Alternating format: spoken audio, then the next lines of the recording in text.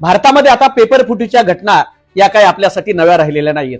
दररोज पेपर फुटतो आणि आपल्याला त्याचा काहीही फरक पडत नाही आणि सरकारमधला कुठलाही व्यक्ती किंवा मंत्री याची जबाबदारी घेत नाही.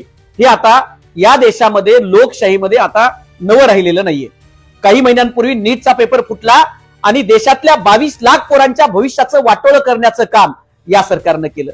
त्याचबरोबर नंतर सीबीएसई मध्ये घोटाळा झाला आणि सीबीएसईच्या विद्यार्थ्यांचं नुकसान केलं, त्यांचं भविष्याचं वाटोळं केलं.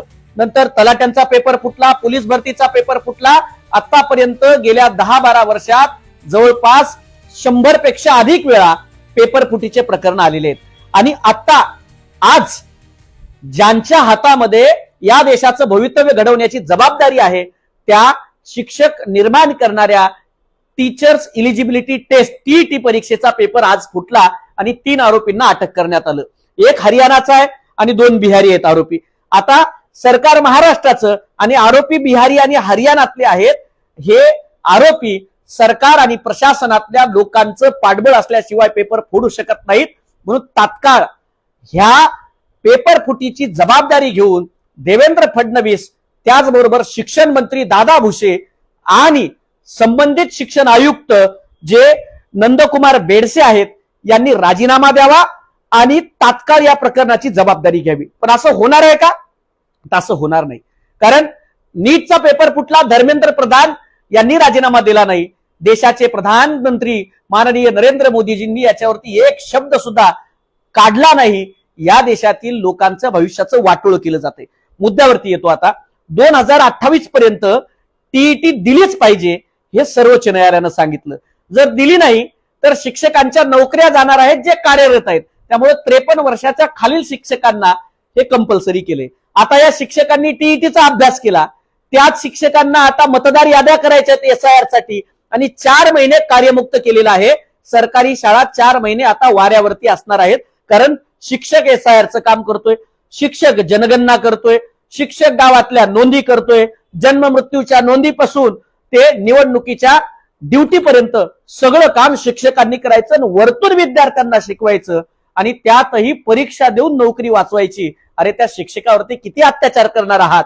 आणि म्हणून हा सरकारचा कट आहे. कारण चंद्रकांत पाटील म्हणालेच होते की आता सरकारी शाळांमध्ये कोणी जात नाहीये, खाजगी शाळांच्या माध्यमातून पोरांना किंवा या शाळा खाजगी लोकांना चालवायला दिल्या पाहिजे. आणि हाच कट भाजप सरकारचा आहे. समूह शाळा नावाचा GR 15 मार्च 2024 ला संच मान्यतेचा GR आला. त्यात समूह शाळांची संकल्पना मांडली आणि 2009 साली काँग्रेस पक्षानं शिक्षण हक्क कायदा आणला आणि त्यामध्ये शिक्षण मोफत सक्तीचं केलं आणि मूलभूत अधिकारामध्ये आणलं. एक जरी विद्यार्थी असेल तरी 1 किलोमीटरच्या आतमध्ये घरापासून त्याला शाळा उपलब्ध झाली पाहिजे आणि शिक्षक आला पाहिजे. हा सर्वसामान्य लोकांच्या शिक्षणाचा अधिकार भाजप काढून घेते आणि अदानी अंबानींना आता या सगळ्या शाळा दिल्या जातील आणि तुमचं मोफत शिक्षक बंद होऊन तुमच्या खिशाला कात्री लावायचा कट आता भाजप रचत आहे. आणि म्हणून हा जो आज टीईटीचा पेपर फुटलेला आहे, आज आपलं रक्त खवळणार आहे का नाही? कोण आहे ते मुलं ज्यांचा ही सगळी पोरं शेतकऱ्यांची, कष्टकऱ्यांची, कामगारांची, 18 पगड जाती, 12 बलुतेदारांची जे अगोदरच प्रचंड मोठ्या संकटामध्ये सरकारमुळे आहेत, अशा लोकांची पोरं, अशा शेतकऱ्यांची पोरं ही शिक्षक होण्यासाठी आलेली आहेत.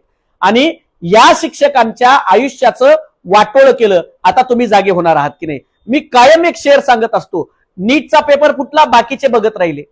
सीबीएसईचा पेपर फुटला, बाकीचे बघत राहिले. पोलीस भरतीचा पेपर फुटला, बाकीचे बघत राहिले. तलाट्यांचा पेपर फुटला, बाकीचे बघत राहिले. आता शिक्षकांचा पेपर फुटलाय, आता ते बघत राहतील. आपण एकमेकांकडे बघत राहायचं. घर जळत आलंय, सगळ्यांचं घर जुळतंय आणि देवेंद्र फडणवीस, नरेंद्र मोदी, भारतीय जनता पक्षाचं सरकार आज तुमच्या माझ्या भविष्याला अशा प्रकारे घोडा लावण्याचं काम करत असताना आपण जो मूग गिळून गप्प बसणार असू तर लोकशाहीमध्ये तुम्ही शंड झाला आहात का? हा सवाल आता प्रत्येकानं आपल्याला स्वतःला विचारण्याची वेळ आलेली आहे. आणि म्हणून सनदशीर मार्गानं रस्त्यावरती यावे लागेल. या मुजोर गेंड्याच्या कातडीच्या सरकारला, एजंटगिरी करणाऱ्या सरकारला, पेपर फोडून दलाली करणाऱ्या, पेपर फोडून व्यापार करणाऱ्या सरकारला आपल्याला आता धडा शिकवावा लागेल. आणि त्यासाठी आपण आता रस्त्यावरती येणं काळाची आणि नितांत गरज आहे.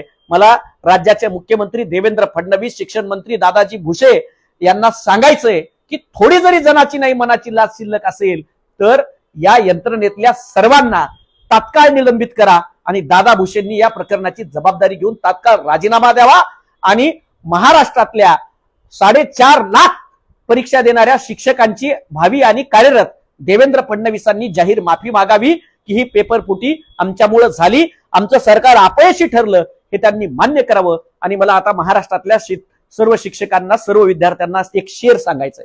मी कायम सांगत असतो, नवाज देवबंदी असं म्हणतात, जलते घर को देखने वालो फूस का छप्पर आपका है.